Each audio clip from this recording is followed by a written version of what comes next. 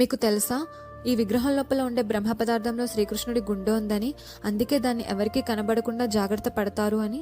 అవును, ఒరిస్సాలో ఉన్న పురి జగన్నాథుడి విగ్రహంలో శ్రీకృష్ణుడి గుండె ఉందని అందరూ నమ్ముతారు.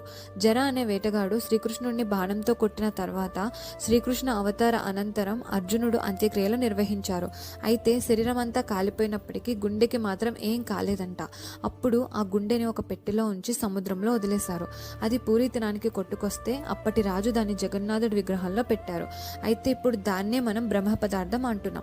ప్రతి సంవత్సరం ఆషాఢ మాసం శుక్లపక్షంలో విద్య తిథి నాడు జగన్నాథ రథయాత్ర ప్రారంభమవుతుంది. అయితే 8, 11, 19 సంవత్సరాలకు ఒకసారి అధిక ఆషాఢ మాసం వస్తుంది. ఈ సమయంలో నవకళేబర యాత్ర నిర్వహిస్తారు.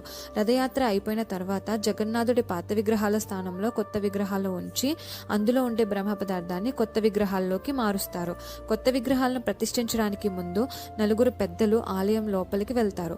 పూర్వకాలం నుంచి ఇప్పటి వరకు ఒక వంశానికి చెందిన వారే బ్రహ్మ పదార్థాన్ని మారుస్తున్నారు. వారి కుటుంబంలో ఎవరైతే పెద్ద మనిషిగా ఉంటారో వారు మాత్రమే చేస్తారు. ముందుగా ఆయన నడుముకు తాడు కట్టి చివర్లో ఒక గంట కడతారు. కళ్ళకు గంటలు కట్టి గుడి లోపలికి తీసుకెళ్లి వదిలేస్తారు. అందరూ బయటకు వచ్చేసి పూరి అంతా కరెంట్ కట్ చేస్తారు. జగన్నాథుడి విగ్రహానికి గుండె ప్రాంతంలో ఒక చిన్న తలుపు ఉంటుంది. విగ్రహాల చుట్టూ వస్త్రాలు చుట్టేసి ఉంటాయి. ఆ వస్త్రాలన్నీ తొలగించి జగన్నాథుడి గుండె దగ్గర ఉన్న చిన్న తలుపు తీసి లోపల ఉన్న బ్రహ్మ పదార్థాన్ని కొత్త విగ్రహంలోకి మారుస్తారు. పెట్టడం పూర్తయిన తర్వాత అతను కంట మోగిస్తారు. అక్కడితో ఆ కార్యక్రమం ముగుస్తుంది. అప్పుడు కొత్త విగ్రహాలను ప్రతిష్ఠించి పాత విగ్రహాలను సమాధి చేస్తారు. దీని నవకళేబర యాత్ర అంటారు. మీలో ఎంతమందికి ఈ విషయం తెలుసో కామెంట్ చేయండి. Thank you for watching. జై జగన్నాథ.